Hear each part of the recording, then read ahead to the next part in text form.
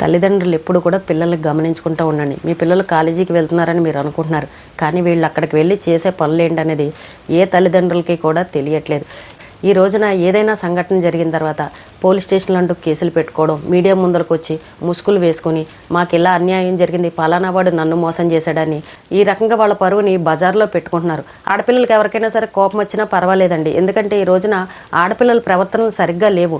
కాలేజీలకు వెళ్తున్నారు, ఒక అబ్బాయిని ప్రేమిస్తున్నారు, ఇంకో అబ్బాయితోటి కనెక్షన్ పెట్టుకుని ఆ అబ్బాయితోటి చనువుగా ఉండి రెండో రిలేషన్లు పెట్టుకుని ఇక్కడ ఈ అబ్బాయిని మోసం చేస్తున్నారు. ఆ విషయం ఈ అబ్బాయికి తెలిసి వీళ్ళిద్దరి మధ్యన గొడవ జరగడం, ఇవే స్టోరీలు ఎక్కువగా జరుగుతున్నాయి. అసలు అమ్మాయిలకి కొంచెం అన్నా బుద్ధి ఉండాలి కదా. మిమ్మల్ని తల్లిదండ్రులు ఎన్నో అప్పులు చేసి లక్షల లక్షలు డబ్బు తీసుకొచ్చి మీకు ఫీజులు కట్టి, అమ్మ బాగా చదువుకోండి, రేపు మంచి ఉద్యోగాలు వస్తే మీ భవిష్యత్తు బాగుంటుంది, అప్పుడు మేము పెళ్ళిళ్ళు చేస్తామని తల్లిదండ్రులు చక్కగా చదువుకోమని పంపిస్తే మీరు వెళ్ళి ఇలా బాయ్ ఫ్రెండ్స్ తోటి ఎక్కువ ఫ్రెండ్షిప్లు పెట్టుకోవడం, ఒకడు కాకుండా ఇంకో నలుగురితో ఫ్రెండ్షిప్లు చేయడం, ఎవడెక్కడికి రమ్మంటే అక్కడికి వెళ్ళడం, మళ్ళీ ఒకటితోటి ఒకడికి లింకులు పెట్టి వాయిస్ రికార్డులను రికార్డు చేయడం, ఏదైనా రూములకి వెళ్తే అక్కడ కెమెరాలు పెట్టి రికార్డులు చేయడం, ఇదంతా ఎవరు పరుగు పోతుంది అనేది మీరు ఎప్పుడైనా ఆలోచిస్తున్నారా? అంటే ఇవన్నీ దేనికి మీరు రికార్డు చేసుకుంటున్నారు? అంటే అవతల వాళ్ళ పరువుని తీసి బజార్లో పెడదామన్నా, అవతల వాడు ఎప్పుడైనా సరే మనకు దొరకకుండా పోతే మాట తప్పాడు అని అంటే, లేదు అని అంటే ఇంకో దాని వెనకాల కనుక పడ్డాడు అని అంటే అప్పుడు ఈ గుట్టంతా తీసి బయట పెడదామని మీరు రికార్డు చేస్తున్నారా? లేదు అని అంటే వాడిని ఎప్పుడొకప్పుడు బ్లాక్మెయిల్ చేద్దాం, ఉపయోగపడతాయిలని మీరు రికార్డు చేస్తున్నారా? మీ మధ్యన నిజమైన ప్రేమ ఉన్నప్పుడు అసలు ఈ రికార్డులు చేయడాలు, ఈ వీడియోలు దాచిపెట్టడాలు ఇవన్నీ ఎందుకు చేస్తున్నారండి? అసలు ఎవరు పరువు తీద్దామని? మీరు ఒక ఆడపిల్ల అయ్యుండి మీ కుటుంబ పరువు మీకెంత ముఖ్యమో, ఒక అబ్బాయి తల్లిదండ్రులు కూడా వాళ్ళ కుటుంబం కూడా అంతే ముఖ్యం కదా. వాళ్ళ తల్లిదండ్రులు పరుగు పోతుందన్న ఆలోచన మీకు లేదా? ఈ మధ్యన ఆడపిల్లలు ఎంతకు దిగజారిపోతున్నారని అంటే, ఎవరో ఒక అబ్బాయితోటి కనెక్షన్లు పెట్టేసుకుని అన్ని రికార్డులు చేసి పెట్టేస్తున్నారు. అబ్బాయి మీదే తప్పులన్నీ చూపించేస్తున్నారు. అబ్బాయిలు చాలా జాగ్రత్తగా ఉండండి, మీరు చదువు మీద దృష్టి పెట్టండి, ఇలాంటి కిలాడీ లేడీలు కూడా ఉన్నారు, మీ కుటుంబ పరువును తీసి బజార్లో పెడతారు, ఈ లవ్వులంటూ ప్రేమలంటూ ఇవన్నీ నిజమైనవి కాదు, నమ్మకండి అని చెప్పేసి ఎప్పుడూ చెప్తూనే ఉంటాం. కానీ ఇలాంటి విషయాలన్నీ పాపం తల్లిదండ్రులకు తెలీదు. చదువుకోండిరా అని పంపిస్తే వీళ్ళ అబ్బాయిలతో ఇష్టం వచ్చినట్టు తిరిగి లేనిపోని వ్యవహారాలన్నీ తీసుకొచ్చి చివరికి ఏదో సాధించేద్దాం అనుకుని పోలీస్ స్టేషన్కి వెళ్ళి మాకు న్యాయం చేయండి అని అంటూ వీడి కుటుంబ పరువులను తీసుకొచ్చి బజార్ను పెడుతున్నారు. ఏమండి, వీడి తప్పులన్నీ వీళ్ళు చేసేసి పోలీస్ స్టేషన్కి వెళ్ళి నాకు న్యాయం చేయండి అని అంటే వాళ్ళు మాత్రం ఏం చేస్తారండి? ఇప్పుడు ఒక అమ్మాయి ఒక అబ్బాయిని ప్రేమించింది అనుకోండి, వాళ్ళిద్దరి మధ్య ఇష్టం ఉందనుకోండి, ఎవరు ఏమీ చేయలేరు, చక్కగా ఇద్దరు కలిసి వెళ్ళి పెళ్లి చేసుకుని హ్యాపీగా ఉండొచ్చు. వాళ్ళిద్దరి మధ్య ఇష్టం లేకుండా ఒకడికేమో ఇష్టం ఉండి ఒకరికి ఇష్టం లేదనుకోండి, ఎవరు మాత్రం ఏం చేస్తారు? మీ మీద ఇష్టం రావాలని అంటే మీరు అంత నిజాయితీగా, మీరు అంత స్వచ్ఛంగా ఉంటే ఏ అబ్బాయినా మిమ్మల్ని ప్రేమిస్తాడు. ఒకటితోటి ఇక్కడేమో ప్రేమాయణం నడుపుతూ ఇంకో వాడిని లైన్లోకి తీసుకుని వాడితోటి ముచ్చట్లు పెట్టి ఏ అబ్బాయికన్నా తెలిసిందనుకోండి, యాక్సెప్ట్ చేస్తాడా? మిమ్మల్ని పెళ్లి చేసుకుంటాడా? ఇది ఇక్కడ నాతోనూ మాట్లాడుతుంది, అక్కడ ఇంకొకటితోనూ మాట్లాడుతుంది, దీని బుద్ధి సరిగ్గా లేదని అక్కడితోటి వాడు మిమ్మల్ని కట్ చేసి దూరం పెట్టే పరిస్థితి. ఇలాంటి సంఘటనలు ఎన్ని జరగలేదండి? అంటే ఇక్కడ తప్పు ఎవరిది? ఈ అమ్మాయిలది.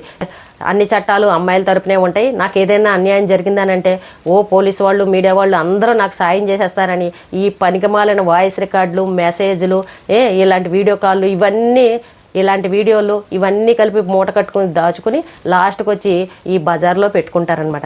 ఎవరు పరువు పోతుంది చెప్పండి? నిజంగా మీరు ఇలా పగలు సాధించుకుని అవతలవాడి ప్రేమని నేను పొందాలి, అవతలవాడు నాకే దక్కాలని అనుకున్నారనుకోండి, అది నిజమైన ప్రేమ అవుతుందా?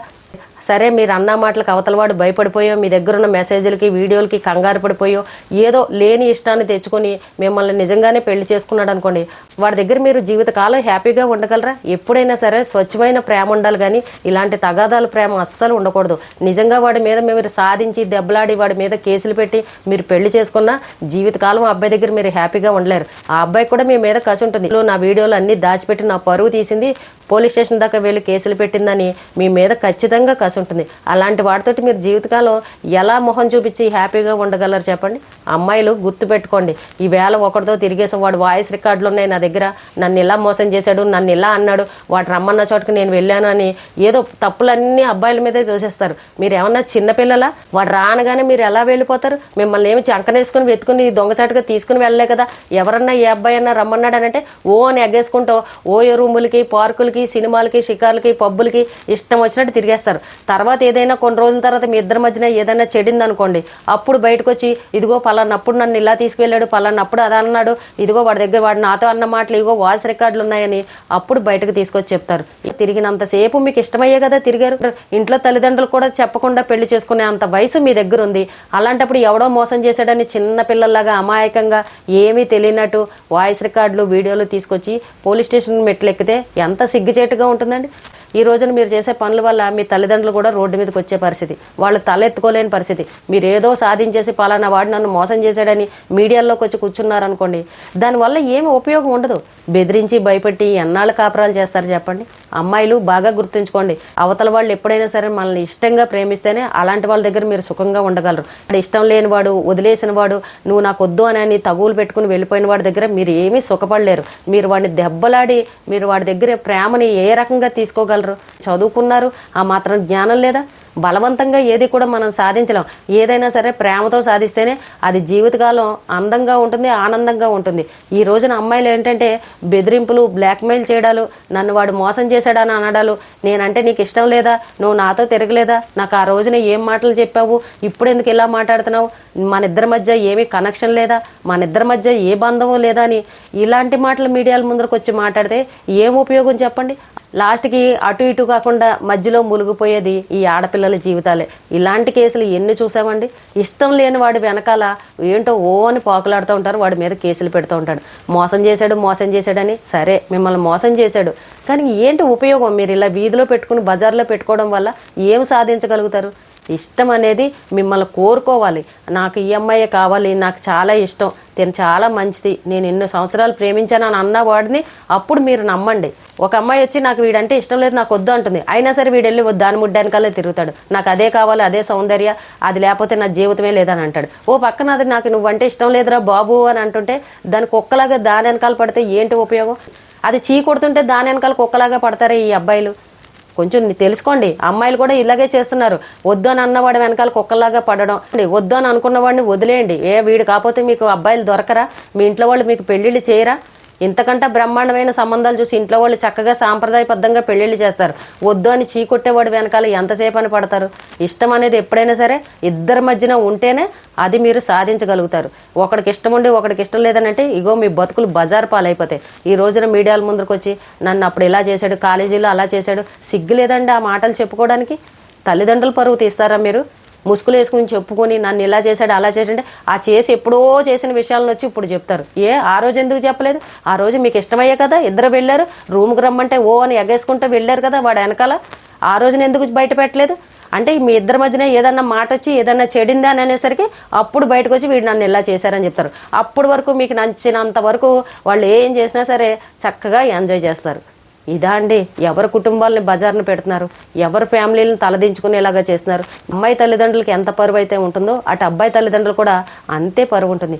ఈ రోజున పిల్లలు చేసే తప్పుల వల్ల తల్లిదండ్రులు తలదించుకునే పరిస్థితి. పిల్లలు ఇలాంటి తైతిక్కల పనులు చేసి కుటుంబ పరువును తీశారనుకోండి, వాళ్ళు ఏమైపోవాలి? పాపం మధ్యతరగతి వాళ్ళు, మిడిల్ క్లాస్ వాళ్ళు పిల్లలు ఇలాంటి తప్పుల పనులు చేశారనుకోండి, ఆ తల్లిదండ్రుల బాధ ఎంత ఉంటుందో తెలుసా? ఇట్టంత ఎదిగిన పిల్లల్ని, పెళ్ళిడికి వచ్చిన పిల్లలు ఇలా ఎదురుగుండగా కనబడుతుంటే ఏమీ చేయలేక ఈ కేసులు, పోలీస్ స్టేషన్లు, కోర్టులను అంటూ తిరిగి పాపం మనశ్శాంతి లేకుండా బాధపడుతున్నారు. చూడండి, పిల్లలు చేసే తప్పుల వల్ల ఈ రోజున తల్లిదండ్రులు ఇబ్బందులు పడాల్సిన పరిస్థితి. చూస్తూ వదిలేయలేరు, ఏమీ చేయలేని పరిస్థితి. కన్న పిల్లలు ఒక 4 తిట్టినా కొట్టినా మళ్ళీ దగ్గరికి తీసుకునేది ఈ తల్లిదండ్రులే. ఆ విషయాన్ని మర్చిపోయి పిల్లలు విచ్చలవిడితనం ఎక్కువైపోయింది.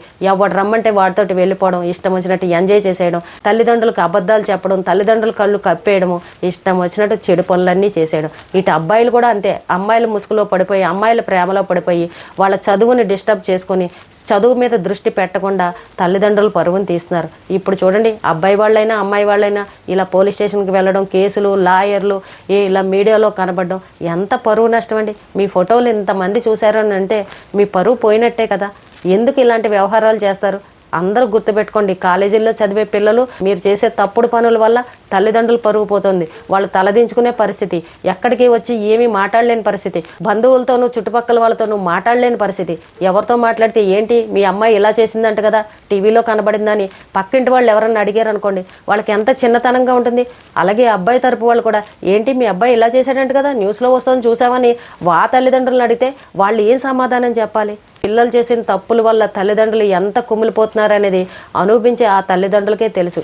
తల్లిదండ్రుల దగ్గర మంచితనంగా నటిస్తున్నారు. అబ్బో మా పిల్లలంతా ఆణిముచ్చి ఇంకొకళ్ళు లేరే అని అంత ఇన్నోసెంట్గా ప్రవర్తిస్తున్నారు.